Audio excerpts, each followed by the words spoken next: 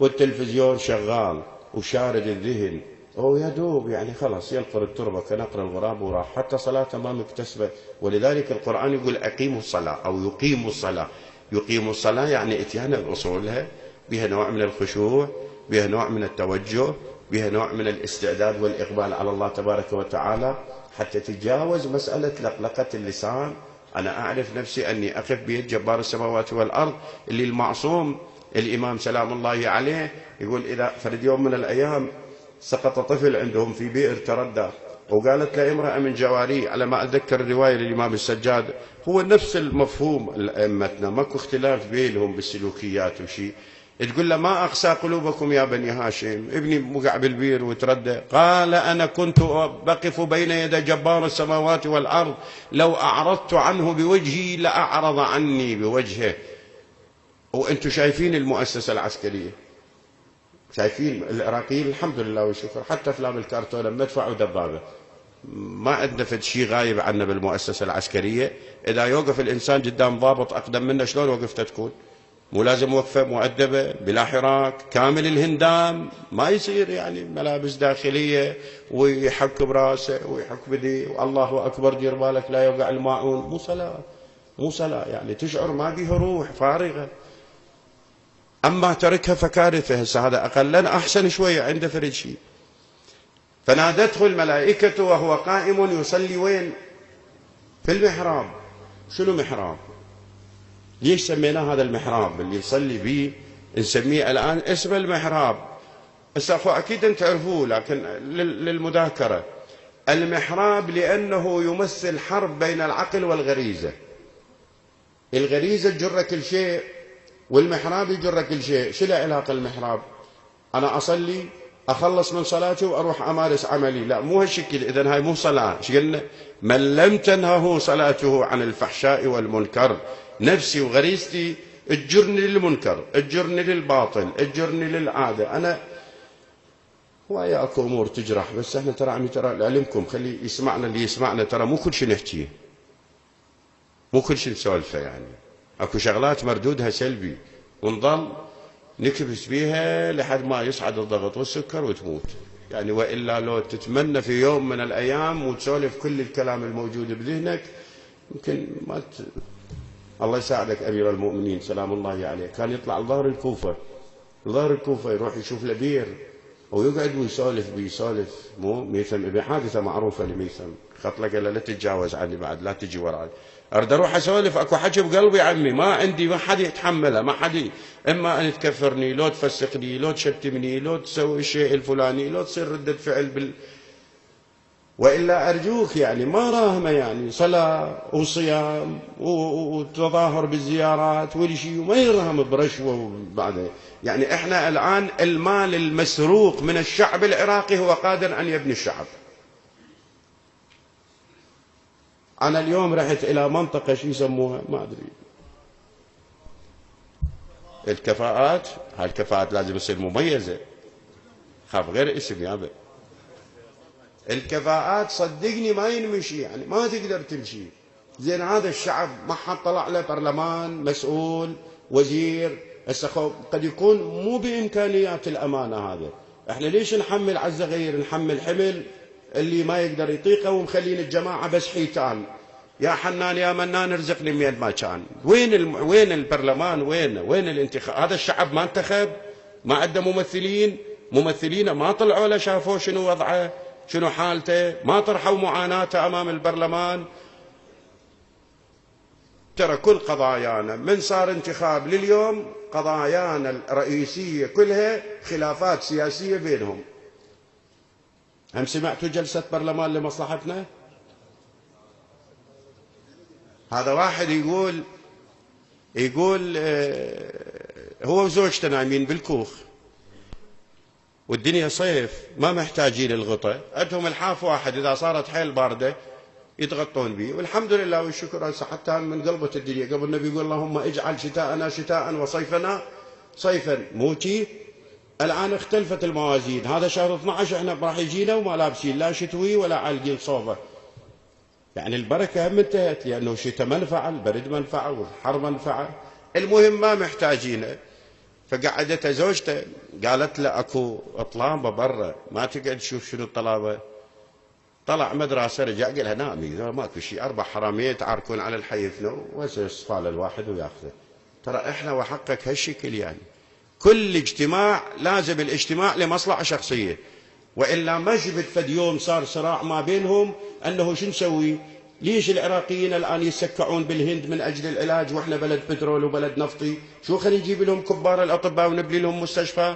ما سمعنا فد يوم واحد يقول ليش الواقع الصحي متردي، واحد ليش الواقع البلدي متردي، ليش الواقع التعليمي متردي. انا تلقاني مدير مدرسه اليوم يريد ينتحر، يعني رياقه يابسه، يقول لي دوامي ثلاثي، كل وجبه ساعتين اداوم، كل وجبه ساعتين فلشوا مدرستي، صار 2 وماكو بناء، او صار 3 وماكو بناء.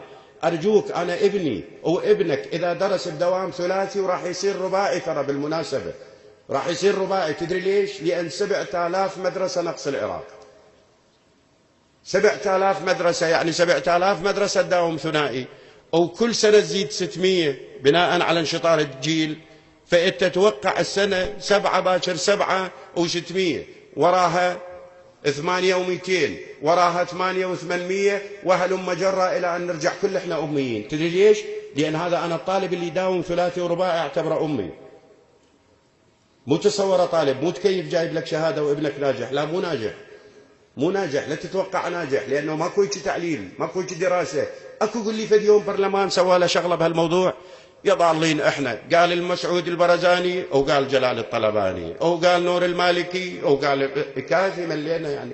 يا اخي تصافوا يا عمود، لعبوا جزاءات وفضونا، نريد العيش، نريد خدمات، نريد توجه، نريد دولة تشعر بشعب بمعاناة، بمرضى، بمتقاعدين مرتباتهم 125,000. إلى متى يعني؟ إلى متى؟ ما ادعوا عليهم وارفعوا أيديكم بالدعاء. اللهم اهلك الظالمين، اللهم انتقم لنا ممن ظلمنا، اللهم فرق بينهم وبين العافية، اللهم اهلكهم بأجسادهم وأموالهم. يا أخي ما بلغ سيل الزبا، يعني تروح تمشي لك البلد ما تشعر لك أنك أنت بعاصمة تمشي. صلوا على محمد وآل محمد. اللهم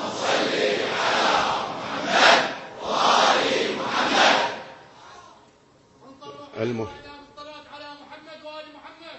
اللهم صل على محمد وآل محمد.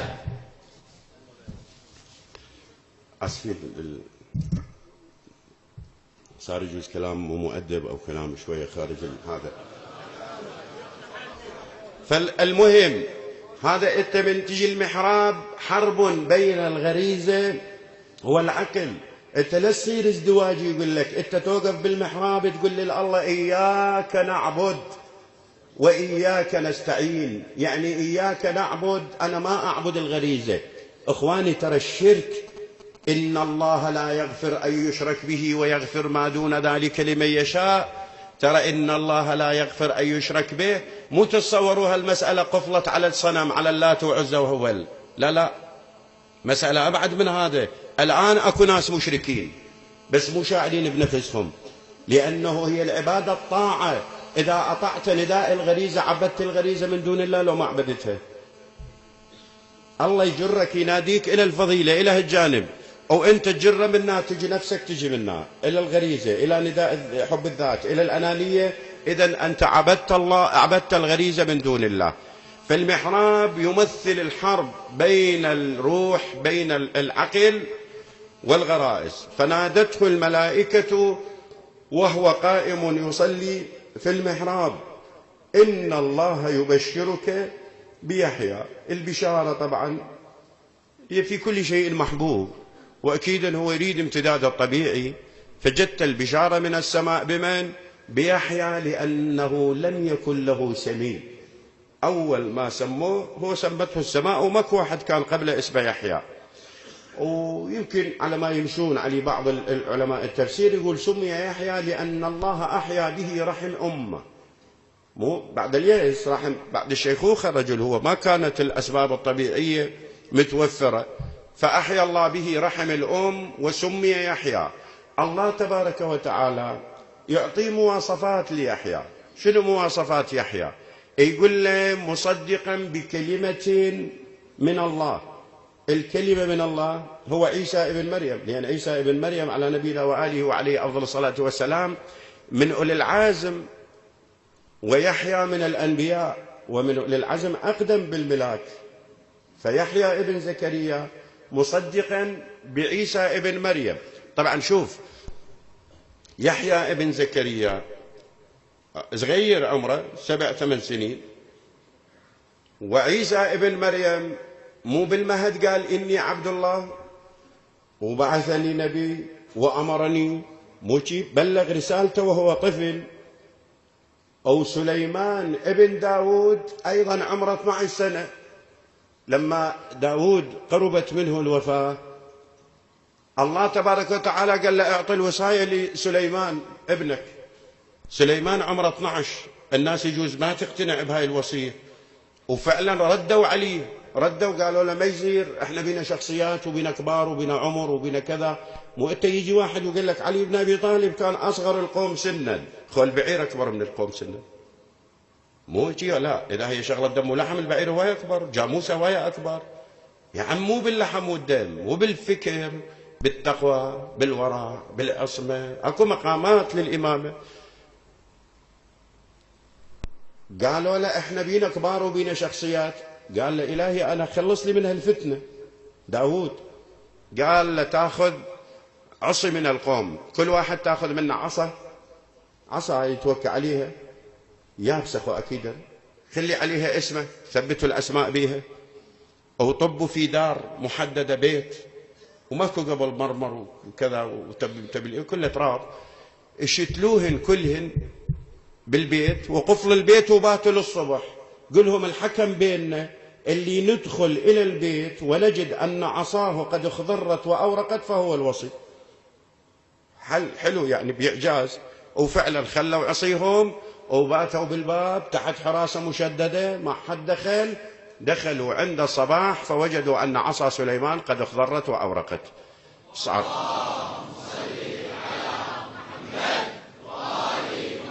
عمره 12 سنة نبوة، لكن تبتلي على عمرك إذا قلت الإمام الهادي عمره 8 سنين وصار إمام، إذا قلت الإمام الجواد عمره 7 سنين وأنت تلاحظ سبحان الله قد خلت من قبلكم سنن فسيروا في الأرض فانظروا كيف كان. أخذوا التجارب الماضين، 3 أنبياء أطفال و3 أئمة أطفال، الإمام الجواد والإمام الهادي والإمام الثاني عشر عجل الله فرجه الشريف، ورث الإمامة وله من العمر 5 سنين، سنة 255 ولد، وسنة 260 استشهد الإمام العسكري على يد المعتمد العباسي في سامراء، ورث الإمامة عمره 5 سنين. إذن 3 أنبياء أطفال و3 أنبياء أو 3 أئمة أيضا في قبل البلوغ. مصدقا بكلمة من الله. طبعا الكلمة يظهر أكو كلمة تكوينية وأكو كلمة تدوينية، هاي اللي نلفظها لفظية. هذه كلمة يعني عيسى ابن مريم كلمة تكوينية، لأنه آية إني مخلف فيكم الثقلين كتاب الله وعترتي. الكتاب هو فيه الآيات التدوينية، والعترة هو الآيات التكوينية. الآيات التكوينية الكتاب لا ينفع بلا عترة. يجي واحد يقول حسبنا كتاب الله، ما ينفع. ليش ما ينفع؟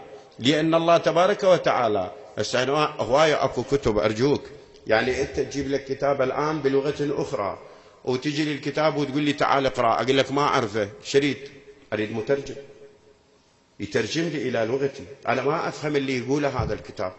بربك الآن إحنا عندنا الكتاب هو ما بين الدفتين هذا الموجود، حال مشاكلنا اللي هسه مو ما حال مشاكلنا، مو ماكو ما اذا تلقي ابسط يعني معقوله. لسه خلي اكو امور بيها فقهيه قد تكون مو محل ابتلاء وما تستخدمها الناس بكثره، لكن ارجوك الصلاه مو مارسوها مع النبي؟ ايش كثر عاشوا وياهم النبي؟ 23 عام. كان يصلي لو ما يصلي؟ كانوا يصلون وراه لو ما يصلون وراه؟ كان يتوضا امامهم لو ما يتوضا؟ ليش هسه الوضوء صار غسل واحد يسبح او واحد يغسل الركب او واحد يمسح رجليه او يمسح ايديه ورجليه ويكتفي ب3 أصابع مضمومه في المسح؟ هذا الاختلاف من منشأه؟ مو هو نفس النبي ونفس القرآن. إذا الترجمان ابتعدوا عن المسؤولية. لعن الله أمة دفعتكم عن مقامكم وأزالتكم عن مراتبكم التي رتبكم الله فيها. فمن راح المترجم بقينا ما نستفيد من القرآن، كل واحد يأخذ بمزاجه، كل واحد يأخذ بتفكيره ويجيب الآية الكريمة. أنت شايف؟ هسه أضرب لك مثل علينا من واقعنا. مرة يصير قتال ما بين دولتين، وإحنا بالحروب شبعنا ولا الحمد، قتال بين دولتين، الدولتين يروحون منهم قتلى، وأكيدا هذا وين يروح؟ وأكو تجار أسلحة بس يردون يشعلون الفتيل. حتى لو لنفرض بين العراق وإقليم كردستان، بين العراق وتركيا، بين العراق وسوريا، أنا أريد أشغل ماكينتي الحربية، ترى أكو ناس ما عندها دين سوى الماكينة الحربية تشتغل، يعني المهم رأس المال يمشي إلى الهدف ولو إلى على برك الدماء. الصوبين عندهم قتلى والصوبين دولتين مسلمة. تشوف كل صوب من عندهم من ياخذ القتيل ماله يلفه بعلم ويقول ولا تحسبن الذين قتلوا في سبيل الله. هذا يقول الشهيد البطل وذاك يكتب عليه الشهيد البطل. والفرز وين؟ الفرز عند الله. فإذا القرآن الكريم كل واحد يجيب له آية يحطها اللي يتناسبه، يعني شلون ترهم. لكن لو المترجم موجود، المترجم ينتزع الدليل انتزاع من القرآن. وصدقني هاي ظروفنا اللي نعيشها الآن كلها، كل ظروفنا اللي نعيشها المريرة، صدق واعتقد لو أكو إمام معصوم ما صارت. أو ثق واعتقد كل الدماء اللي سالت، مو 1400 صار، كل الدماء اللي سالت أو كل الأعراض اللي انتهكت، مو انتهكت أعراض، مو حتى بالمساجد انتهكت أعراض، وحقق كلها مسؤولين عنها الأولين، مسؤولين أمام الله. لأن من سن سنة سيئة فعليه وزرها ووزر من عمل بها إلى يوم القيامة. وإلا لو خالين الأمة تمشي كما رسم لها النبي والله لما أريقت قطرة دم من ظلم. إن الدين عند الله الإسلام، لكن الإسلام أصبح دين رسمي، بس دين الدولة الرسمي لغلق الأفواه حتى لا حد يسولف ولا يتكلم. وإلا الممارسات والهذه شيء كله بعيدة عن الدين. ألا عللاني قبل أن نتفرقا وهات اسقني كأسا شرابا مروقا، لقد كاد ضوء الصبح أن يفضح الدجى وكاد قميص الليل أن يتمزقا. الترنيمات هاي والغناء في بيوت الخلفاء تشق الظلام. للصبح رائحة الخمرة تسكب الأنوف، يطلع يصلي فاقد الوعي، يطلع يصلي الفجر بالمسلمين، يقرأ سورة الفاتحة وراها بدأ قل هو الله أحد، علق القلب الربابة بعدما شابت وشابا على الإسلام السلام. يجي واحد تافه، يجي واحد تافه مبتذل يقول ليش الحسين طلع؟ كان مفسدة بخروجه، مفسدة على دولة السفلة اللي المفروض يريدهم يبقون حتى يغيرون معالم الدين. بربك إذا سنة 60 للهجرة بمكان سورة الإخلاص علق القلب الربابة، بعد 1400 شكو ايش نقرأ يعني؟ أغنية أكيد يعني شو تسوي يعني؟ إذا 60 سنة وعلق القلب الربابة، 60 للهجرة، بعد النبي بعده أنفاس الوحي طري، وبعده الصحابة موجودين، وإحنا نغني علق القلب الربابة بالصلاة ونصلي الفجر 4 ركع بالمسلمين. ويلتفت عليهم هل تريدون أن أزيد؟ قال لا كاش رحمة الله. زين أرجوك يجي واحد بطران يقول ليش الحسين يطلع على هكذا دولة؟ ليش الحسين يرفض هيك ظلم؟ خروجه كان به مفسدة. وإلى الآن يحاربون. أنت شايف إلى الآن يضايقون من شعارات الحسين، يضايقون من سوادات الحسين. ممنوع تعلق سواد على دائرة، ممنوع تعلق سواد الجامعة، ممنوع تعلق سواد بمؤسسة. ليش؟ شنو هو السواد؟ أرجوك إذا يريد يحفظ أكو واحد يجوز يتكلم بكلمة بلغة طائفية، أريد أشوف شنو الطائفية. ألا ترون إلى الحق لا يعمل به وإلى الباطل لا يتناهى عنه ليرغب مؤمن بلقاء الله. شنو الباطل بها؟ طيها للنصارى يضايقون منها، طيها للصابئة يضايقون منها. الدين، الناس عبيد الدنيا والدين لاعق على ألسنتهم يحوطونه ما درت معايشهم، فإذا محصوا بالبلاء قل الديانون. بربك إذا لافت بمدخل جامعة أو بمدخل مؤسسة أو فرقة عسكرية أو قيادة شرطة، هذه شنو ضرر؟ تربي لو تخرب. هاي مو إلى الآن أكو كل الدول تحتفل، كل الدول تحتفل بالمؤسسة. مو كنا باحتلال، مو كنا باحتلال. الأمريكان مو كانوا يحتفلون بعيد الكريسماس ويحتفلون بأعيادهم مناسباتهم داخل مؤسساتهم العسكرية. وهم يقولون ويانا واحد مو مسيحي أخاف ينغث وينقهر. أنا ما سابه. رسالة الحسين رسالة إنسانية، رسالة الحسين رسالة عامة للجميع. الحسين جمع خليط غير متجانس. الحسين نادى بالمنكوبين بالمستضعفين. الحسين نادى بالمحروبين أينما كانوا في بقاع الأرض، ما نادى بشيعة وسنة. هذا كلامنا احنا اللي نريد نقلل الحسين سلام الله عليه ونحجمه ونخلي حصة السنة. لا عمي، الحسين عند النصارى يقولون لو كان الحسين للنصارى لنصبنا له على في كل بلد منبر ولدعونا الناس إلى النصرانية بحب الحسين. الحسين الآن الناس اللي تشرجل يكتب يقول لهم لن تستطيعوا الغلبة على المسلمين ما دام فيهم ثلاث: قرآن يتلى وبيت يقصد وحسين يذكر.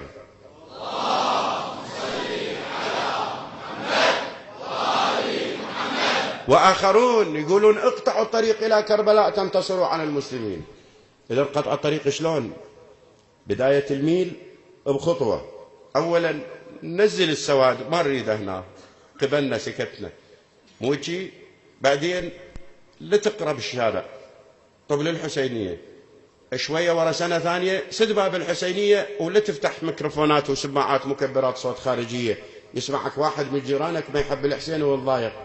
ونظل حج شوية شوية لما نذوبها لثورة الحسين واحنا قاعدين بس بالحسينيات ونصيح لبيك يا حسين. شنو اللي سوينا الحسين؟ كل شيء ما لا ردة فعل ولا اعتصام ولا كلام، بس إن موقف الأمور جاي تمشي باتجاهه واحنا نراقب عن كثب. لا يصدقون أنه احنا مغمضين، احنا نراقب عن كثب وعندنا جمهور ما شاء الله وعندنا ناس وطاقات بشرية، بس لكل حادث حديث. ما نريد نستعجل الأمور. البيضة المسلوقة أول ما ينزعون قشرها إذا بقت بالقشر ترافقك بالسفر 20 يوم، مو صحيح؟ لكن إذا راح القشر ورا ساعة تحمض.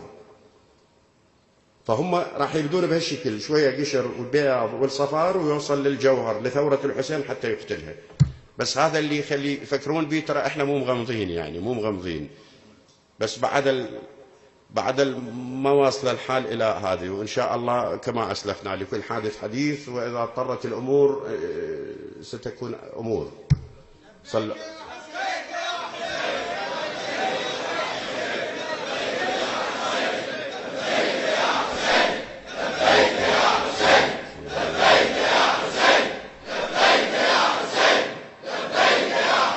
المهم. فالقرآن الكريم يقول له مصدقا بكلمة من الله اللي هي عيسى ابن مريم. مثل ما قلنا اكو كلمة تدوينية كلمة تكوينية، وبعد يعطي مواصفات ليحيى ابن زكريا. يعطي مواصفات. اكو يعني واحد يتبادر لهنا يقول إذا الله سبحانه وتعالى يوصف يحيى أولا سيد وسيدا. السيادة أخوة الزعامة، مو زعامة، بس الزعامة واحدة من اثنين، مرة دنيوية ومرة دينية. الزعامة الدينية خو هي الأساس. إذا شئت عزا بلا عشيرة وهيبة بلا سلطان فاخرج من ذل معصية الله إلى عز طاعته. الزعامة الدينية ما يتجاوزها أحد، لكن الزعامة الدنيوية هذا ترى توفيق إلهي، سواء على مستوى عشائري أو على مستوى حكومي رسمي. الزعامة الدنيوية موضوع إلهي توفيق، والله يقدر يسلبه. مو واحد ترى لا يقول أنا بإمكانياتي ذاتية صرت أنا بهالشكل، لا وحقك الله وما تدري نفس ماذا تكسب غدا. الزعامة الدنيوية تقدر تغير بيها فرد شيء تسخرها لصالح الناس، أو تقدر لا والله تخرب. يعني الآن أفرض الزعامة العشائرية زعامة دنيوية مو هالشكل، لكن يقدر واحد يسخرها لله. لو ما يسخرها يقدر يسخرها لله. بمجرد أن يصير مبادرة لزعماء العشائر بالاجتماع وتذويب بعض المواريث الحضارية التي تتقاطع مع الإسلام، يصير خدمة للدين لو بصير، تنكتب له ثواب لو ما ينكتب له. يعني افرض الرمي الطائش، هذا الرمي اللي على الأموات، لو يقعدون مؤتمر العشائر ويقولون ممنوع الرمي، هو يصير ممنوع. لأن أنا أدري أكو قرية، أكو مو قرية، عشيرة سلف كبير بالناصرية اللي يسمون بني سعيد. بني سعيد شيخهم رحمة الله عليه الرجل قبيل وفاته، وشيخ عام يعني مو عادي، قال لهم أنا أريد سنة حسنة، أريد وصية ما طلقة واحدة ما ترمى علي. وفعلا لما مات نفذوا الوصية وما ثارت ولا طلقة. الناس تنفذ، ويجي واحد يقول لك مو بكيفنا. يقدر يذوب بعض المواريث الحضارية المتعارضة مع الإسلام مثل النهوة، يتزوج وحدة واثنين وثلاث وناهي على بنت عمه وناهي على أخته ومعطلها عمرها 40 و50 سنة لأسباب تافهة، أو مانعها من الزواج وهي أرملة أو مطلقة وما يعجبت الزواج، لا ينفق عليها. شلون هذا؟ لا أغنيك أو لا أخليك، لا أخليك تشتغل وتعيش ولا أنا أعطيك وأكثر رزقك. تقدر العشائر تغير مفاهيم كثيرة. المفاهيم على مستوى دولة أيضا، هم واحد يقدر يقدم شيء، يقدر يقدم. أنا هسه أكو ترى لا تنسى، أكو كثير من الأطروحات اللي نطرحها أحيانا المسؤولين مشكورين يتصلون ويقولون 1 و2 و3، وهذه نعمة من النعم أن هناك تواصل ما بين المنبر وبين الدولة. يعني على سبيل المثال البارحة الرجال أمين بغداد مشكور اتصل بينا، واتصل أكثر من مرة وودى ناس وإجوا، وبعدين تخابرنا قال لي يابا ترى إحنا هذا اللي سويناه، سحبنا الماء وبقى هذا المياه الثقيلة المخلوطة بسيان وشيء، وصار اليوم بالليل على اعتبار يطلعون عليها ويقلبون عليها تراب حتى شوية تنشال بشفل وينظفون. لكن يقول لي إحنا هم نريد منك مساعدة. أقول لي أنا حاضر، جريد نخدم الناس ولا هم نريد منك مساعدة. قال لي ترى هذا علاجنا آني مؤقت. ليش مؤقت؟ قال لي مؤقت لأنه المنهولات مال الصرف الصحي بانين فوقها أكشاك مال بيع وشراء. إخواني ترى إحنا هم كن نطي من نفسنا يعني. يقول لا سيارة تدخل ولا أقدر أفتح منهول بنص الكشك بنص البسطة، ما يخليني أفتح المنهول. يقول لي هاي بسطتي زين، تغرق الناس لو ما تغرق، من تغرق العالم وين ترجع؟ نشتب بالحكومة وبالموظفين المسؤولين، والموظف يجي ما بيده. يعني مثل ما أنا سمعت البارحة أو شيء قبل البارحة صاير حريق بسوق عندكم، مو هو يعني في بغداد أقصد، مو يمكم. هذا الحريق يقولون من استفحل سبب من أسبابه أن سيارات الحريق ما إلها، سيارات الإطفاء ما إلها طريق تفوت. مو هالشكل يعني، مو الفكرة صح لو غلط يعني. يا أخوان إحنا لازم نكون منصفين، لازم نطي من نفسنا شوية. أنا من أشوف روحي متجاوز على شيء كل شوية أتراجع، كل شوية أخفف الضغط، كل شوية أعطي من نفسي. إذا يقول لك أنت باني على المنهول، أنا شلون أسحب الماء من المنهول من المياه الثقيلة، أو شلون أقدر أديمه وأدخل بيه وأنظفه. المهم شاهد الحديث أن السيادة الدنيوية ممكن أن تقدم بها خدمة إذا كان الإنسان عنده ضمير شوي، إذا عنده، وإذا ما عنده لا والله يظل يحسب الصبح ايش قد حصلنا اليوم رشوة، ايش كم دفتر سجلنا بحسابنا السري بسويسرا، ايش قدر سوينا، بس حج يخلل ياكل العنز يطلع الدباب. يومين ثلاثة هو شو يسوي؟ أكثر من فرعون، أكثر من قارون، أكثر من هارون. اذهبي أينما تمطرين فبأرضي اجي خلي ينزل جوا، تشتغل علي الكيبلات، وعود يجي الساعة يعض اصبع الندب، ربي ارجعوني لعلي أعمل صالحا. يا ارجعوا. وسيدا وحصورا. هسه هذه حصورا يعني كان عازف عن الزواج، عازف عن الزواج مع الإمكانية. انت ملاحظ مو ما عنده إمكانية بدنية عنده، بس هو عازف عن الزواج. هذا العزوف هل يعتبر هو منقبة الله يذكره ليحيى ابن زكريا؟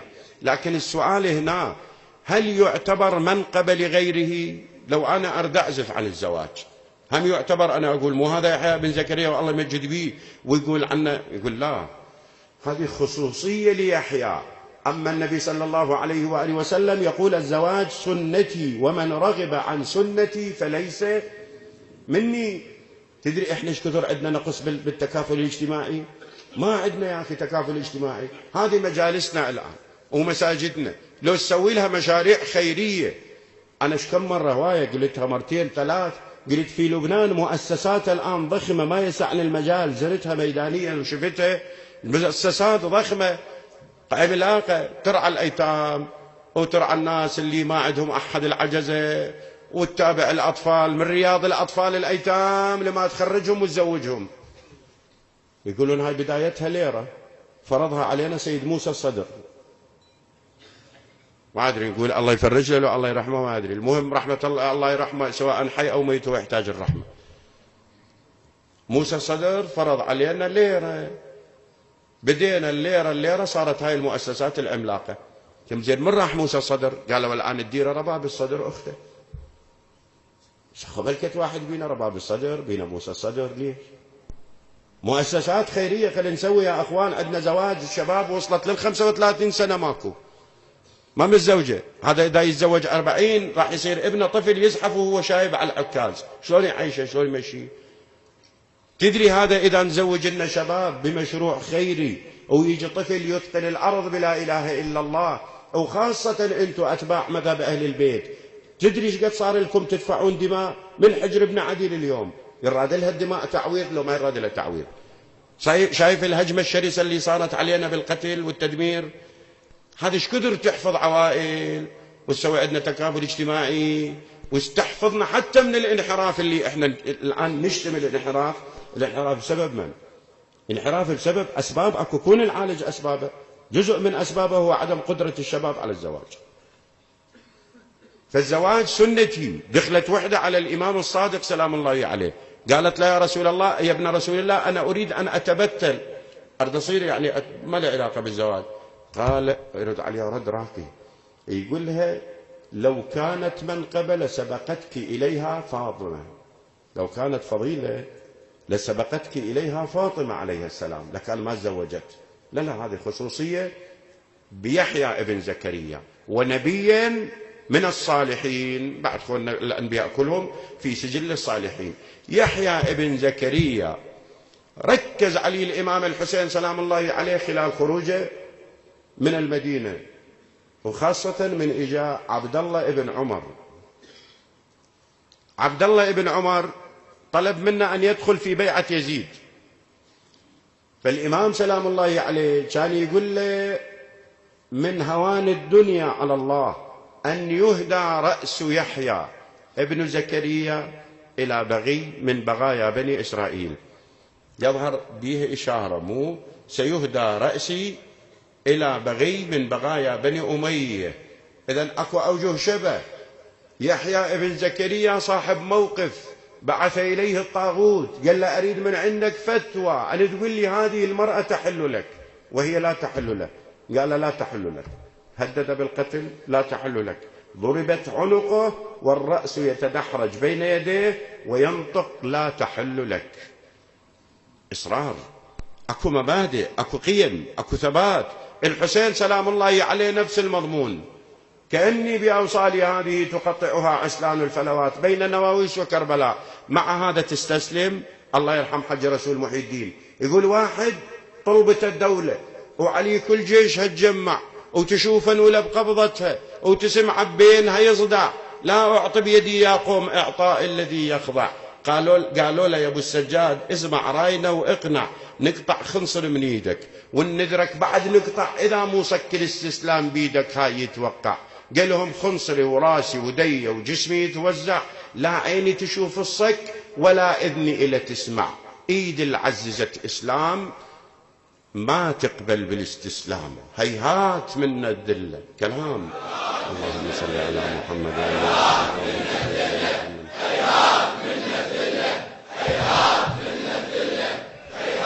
بعد الشبه الآخر. إذن هذا قتل من أجل قضية. الشبه الآخر أيضا الحسين سلام الله عليه رأسه أهدي إلى بغي من بغايا بني إسرائيل، والحسين إلى بغي من بغايا بني أمية. يبقى التفاوت والأولوية لأبي عبد الله الحسين. يحيى ابن زكريا قتل، لكن العائلة آمنة، العائلة مستقرة، ما كفرد مشكلة، لكن رأس الحسين يحمل من كربلاء إلى الكوفة إلى الشام برفقة العائلة. والناس هم صارت عندها نكسة ضمير.